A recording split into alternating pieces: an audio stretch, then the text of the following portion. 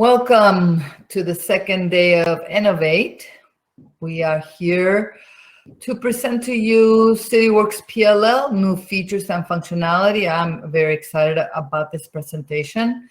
I will wait a little bit, just maybe a few more seconds or a minute, just to see if there's anybody else that's going to be coming in. Meanwhile, for the group that's already here, remember to add your questions on the question section to the left of your screen, and we will have time at the end of this presentation to respond to any of the questions that you have submitted. If we run out of time, don't worry, they are recorded, and we will be sending you an email with the responses for those questions. All of these presentations are being recorded, so you also will have the opportunity to go back and check any of them again if you want to, or the ones that you missed. All right, with that said, I think we'll go ahead and begin. Hi, my name is Gabriela Coverdale. I'm one of the customer success managers here at Cityworks, and I am very excited to welcome you all here to Innovate 2021. I do miss not seeing you all in person, so I am looking forward to next year's, hopefully face-to-face conference in April. Thank you for attending our conference, and thank you for attending this session. We are very happy and pleased and looking forward to this presentation. At least I am very excited about it. Cityworks PLL, new features and functionality, and we have with us our subject matter expert, Kara Haslam, who will be presenting to us today. Again, like I mentioned earlier, if you have any questions, please add them to the question section to the left of the screen under the Q&A section. We will get to them at the end of her presentation. If for any reason we don't answer all of the questions, don't worry, they are being recorded, and we will be sending an email with those responses.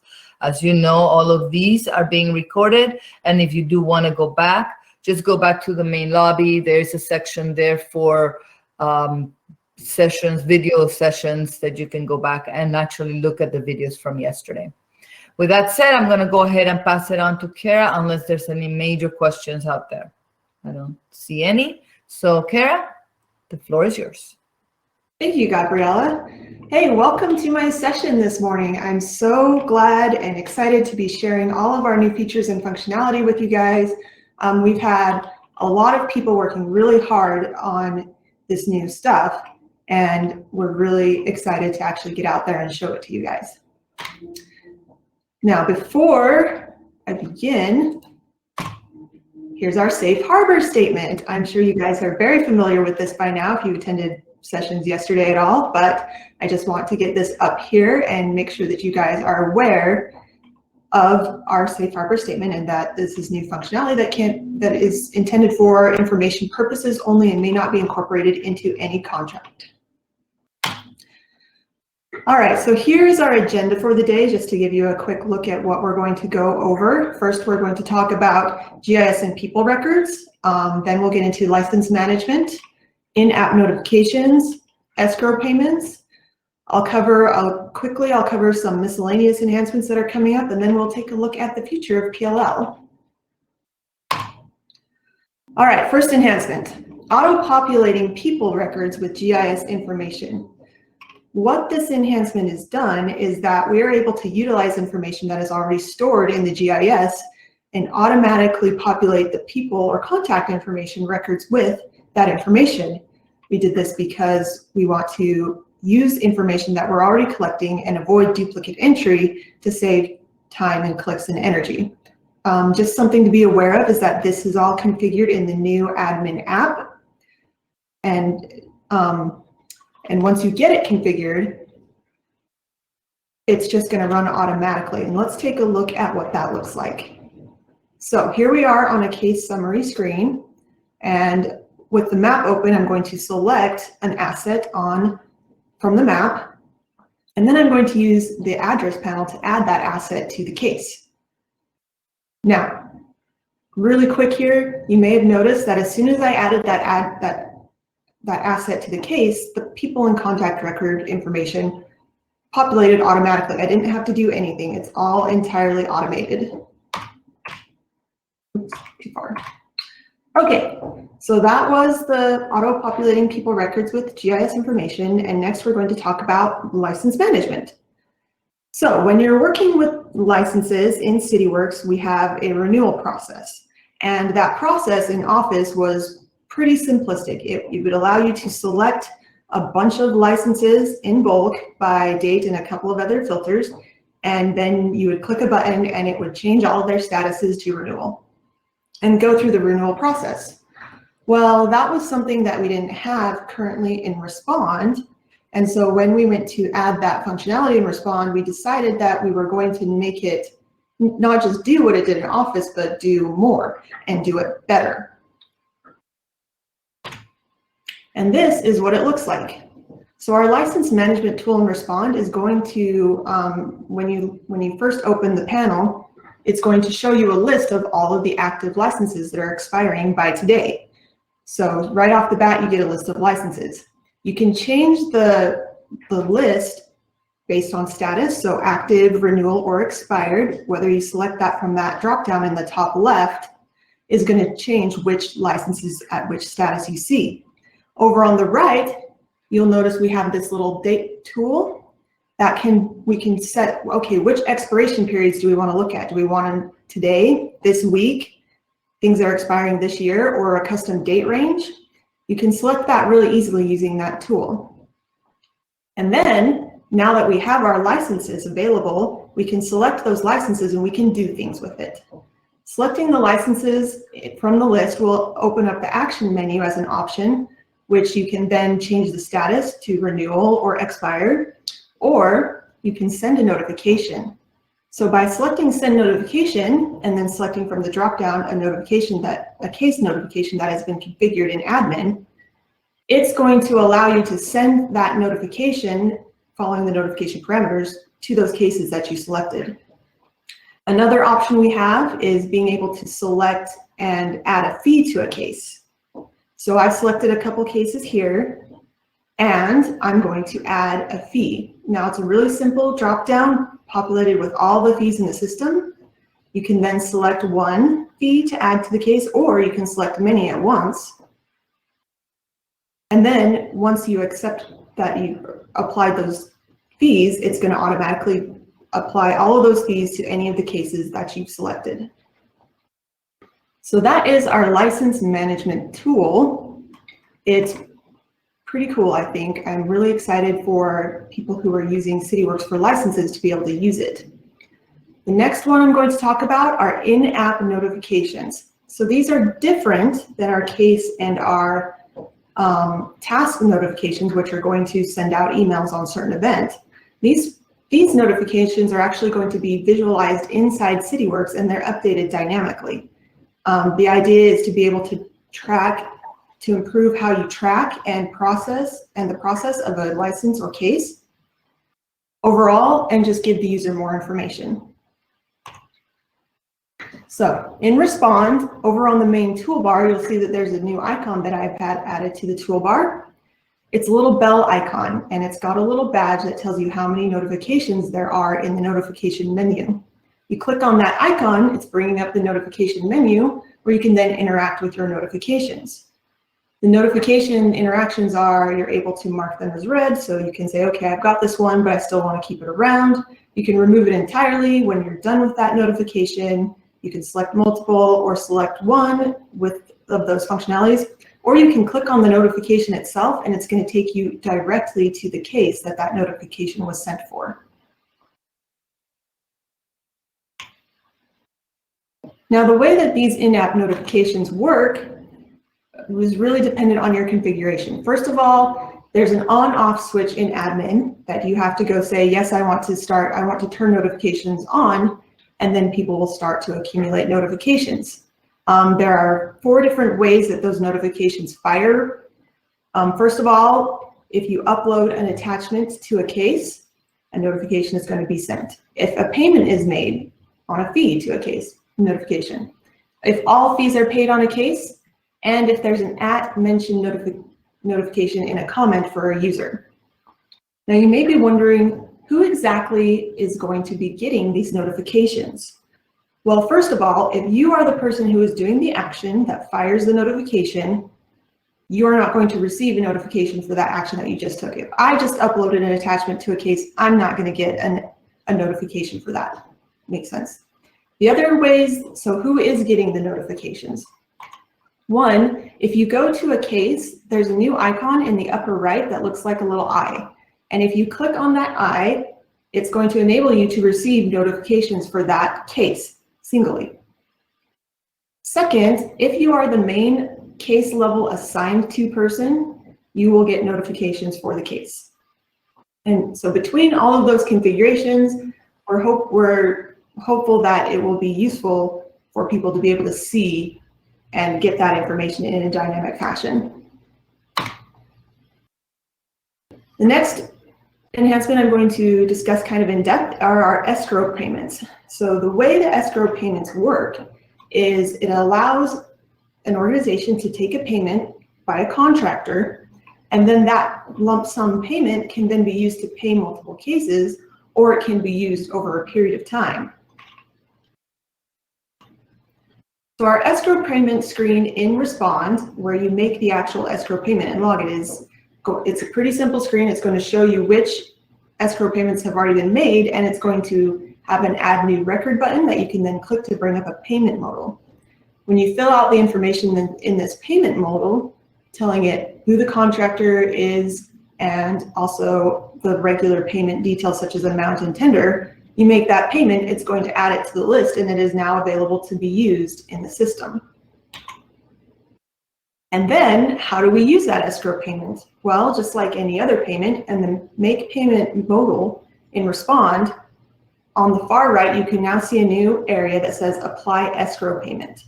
And when you click on that apply escrow tab, it's going to take you over here and show you which escrow payments for which contractors on the case are available, and also which fees are available to be paid.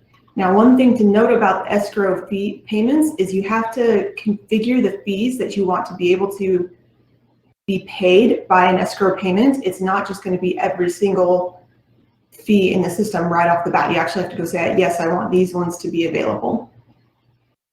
But once you do, you select those fees, you select the contract or the escrow payment, you hit apply escrow payment, and it's going to make the payment, record that payment, and also subtract that amount from the escrow payment so that you have a running tally of how much money is actually left on that escrow payment. All right, let's get into some of the quick hitting enhancements, not attachments. I'm reading the slide too quickly. All right, the first one is attachment storage on the back end on the actual server. If you ever went and looked at your attachments as they were stored on the server, every single attachment that was made to every single case was all thrown into the same folder. It was absolute chaos. There was no organization whatsoever. What we've done in 15.7 is we've made it so that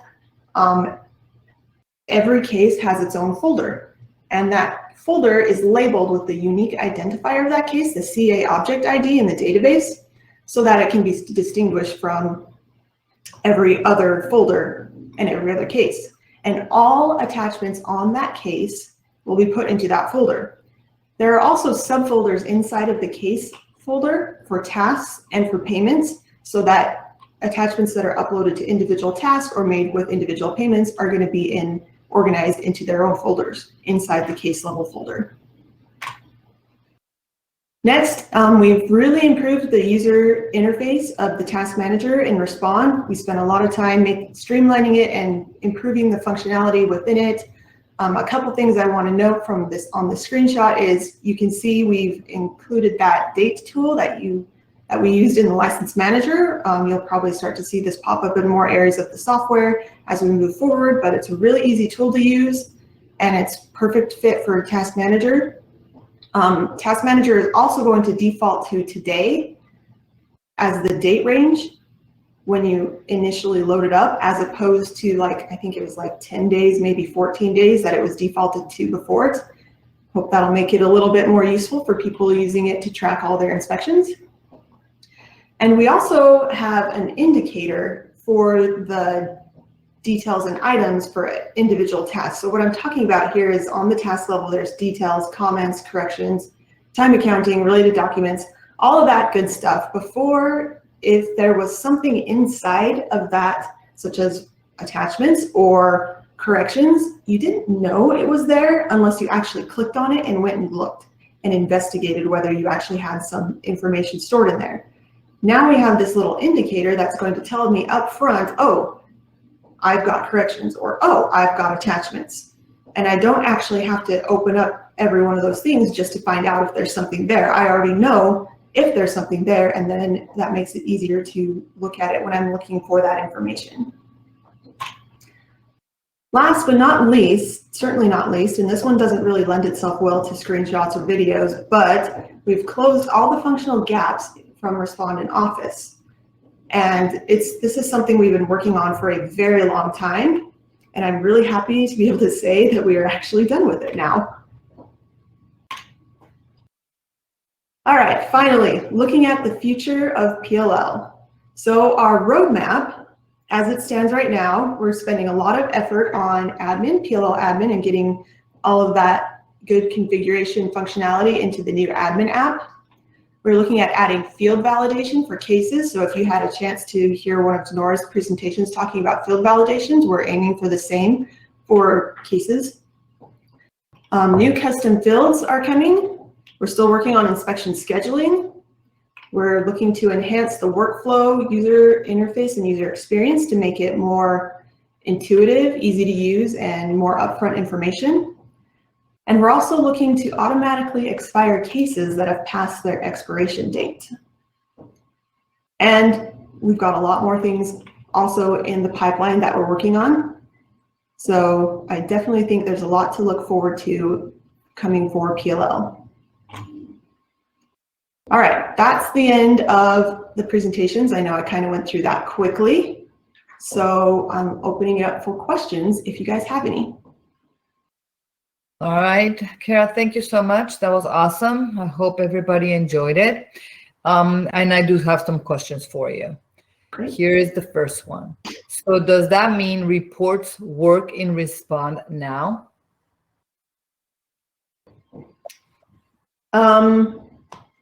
I guess I'm curious what they mean by work in Respond, because they've always worked in Respond. So yes, maybe if we can get a little clarification on that one, but if you're, I think if you think of them as being on that drop-down menu where you get to see the ones that you've selected to make visible within Respond. So you know how you have in the main tab, it says, you know, reports, and you click on that and it drops down. Those come from PLL Office, and you make those available in Respond. So I'm not sure if that answers your question or not, but if you need more information, please send me another message on it. Yeah. All right, the next question is the ability to do case intake in Respond part of the closing the functional gaps?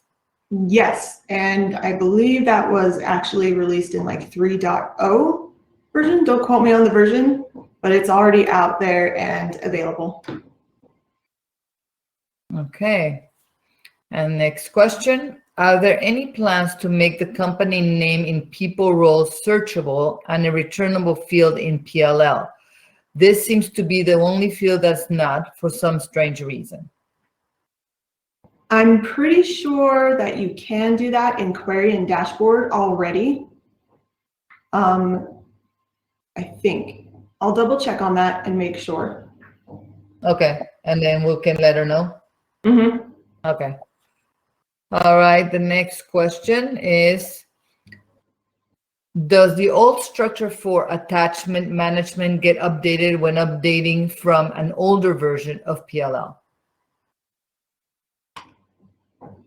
It should. I actually haven't looked at that directly myself, but I will now. Okay. All right. Yeah, that's a good one. Mm-hmm. Okay, next question. Will the attachment folders be applied retroactively or only for cases created in 15.7? I think that's the same idea as the previous question. It does. And the answer is, I don't know. It should. I believe it does, but I'm going to make sure that it does before I answer without, conclusively. No problem. Next question. Is there a way to configure an email notification in conjunction with the new notification area, rather than just a notice within respond by the notification icon? No, they are entirely the in-app notifications.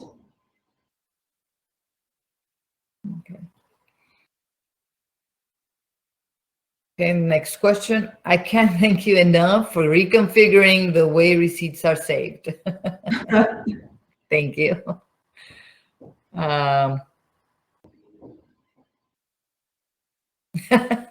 Another one is attachment storage with payments and subfolders. Thank you very, very much. I know. I get it. Believe me, I do. I'm glad for it too. All right, the next one is, can a notification be sent to a contract person and applicant on a case like you demonstrated for renewal of licenses? I'm assuming that they're talking about the send notification in the license management tool. The answer is yes, because it is entirely based on the case notification. So if you configure your case notification to be sent to the contractor, then it will send it to them. Okay. All right, the next question we have here. Will there be notifications coming for the office side? Seeing notifications for attachments or payments in office will be so helpful. For the in-app notifications, that is respond-only functionality. Office is a bit of an old framework and really can't support those notifications without any sort of massive undertaking of coding that we just don't have the resources to do. Okay. Can fee triggers be configured, including methods to price fees? So in the license manager, that I think the methods that you're talking about for pricing the fees is going to be when you configure the fee itself. The license manager is just going to add that fee as it is configured in admin. Okay. All right, the next one is, let me see here. We are using a third-party system for attachments. Are there hooks into the notification system so we can fire custom events like attachments added to the third-party system? So then the way the notifications work is it's looking directly at the attachment tables on the case in the database. So as long as there's a record being made in that table, then the notification is going to fire. If there's no record of that attachment in the Cityworks tables, then the notifications aren't going to be able to see it. Okay.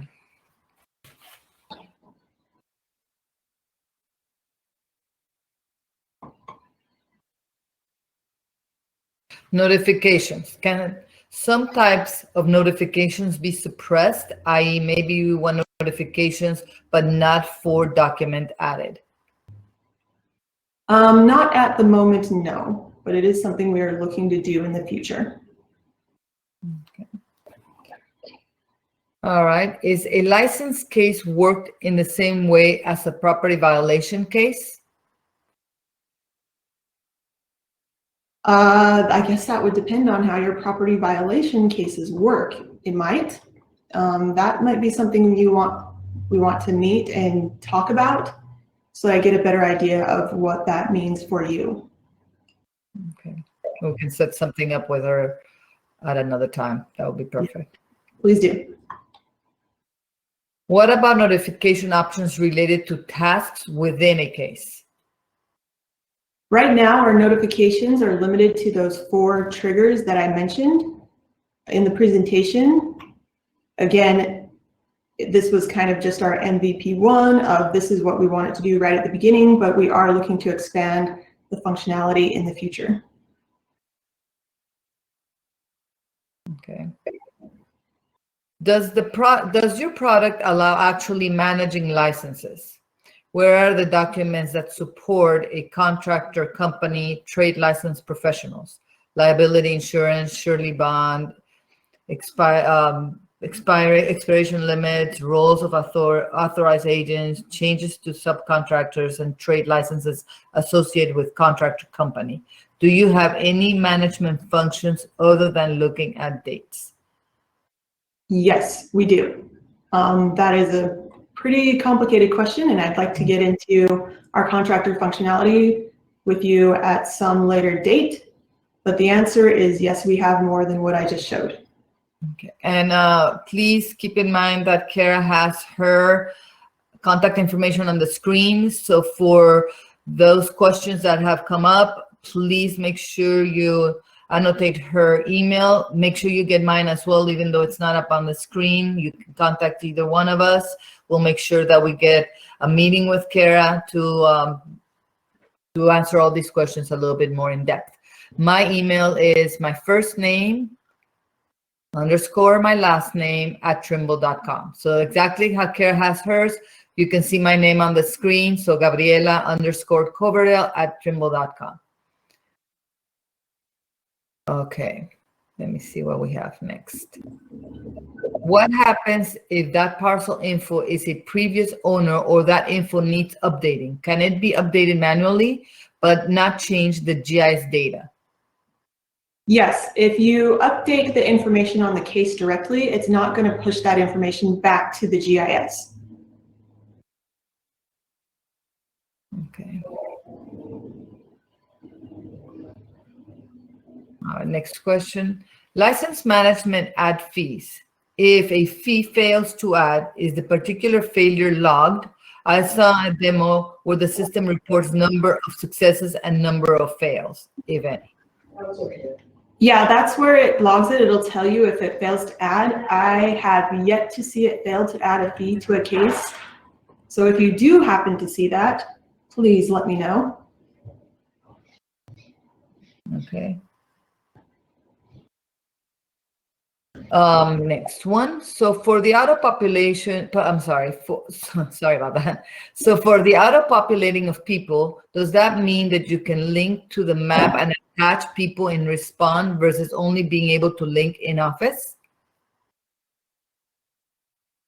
It is definitely in Respond, that functionality. It won't happen in Office. I think that answers the question, but if it didn't, please ask the question again so that we can get a little more clarification. I think that the issue was comparing it to Office. It said, so does that mean that you can link to the map and attach people in Respond versus only being able to link it in Office? Yeah, you can only do it in Respond. Next question. Does the auto-populate people also work in Office, or is it just in Respond? It is just in Respond. Can people management be configured by case? So some case types use GIS to auto-populate people, others use traditional people roles. Yes, so, well, what the configuration is going to look like is you do it by asset type. So if you are adding, say, a parcel to a case, it's going to populate that case with people information automatically anytime you add a parcel. However, that does not take away our innate ability to add any people records or contact information in addition to that. So the answer is yes, you can do both. But it's not on a template level, if that makes sense. Okay. Can you customize the default role for the auto-population of people information from GIS? Yes, you can. And in fact, that's one of the things that I should have mentioned in my enhancements but forgot. But we've actually made it so that you, as part of this enhancement, not only can you attach a role to the people role, you can attach multiple roles to one contact record, which is something we didn't have before. Before it was one contact record and one role, and if you had a contact that had more than one role and you wanted to log all those roles, you'd have to enter that contact information multiple times on the case. Now we've made it so that you can add multiple roles to the same contact record, and you can do that in the configuration of the auto population of people records on the case. So that's done in the new admin app.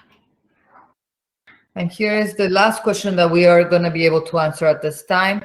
Remember, the rest will be responded to and emailed to you.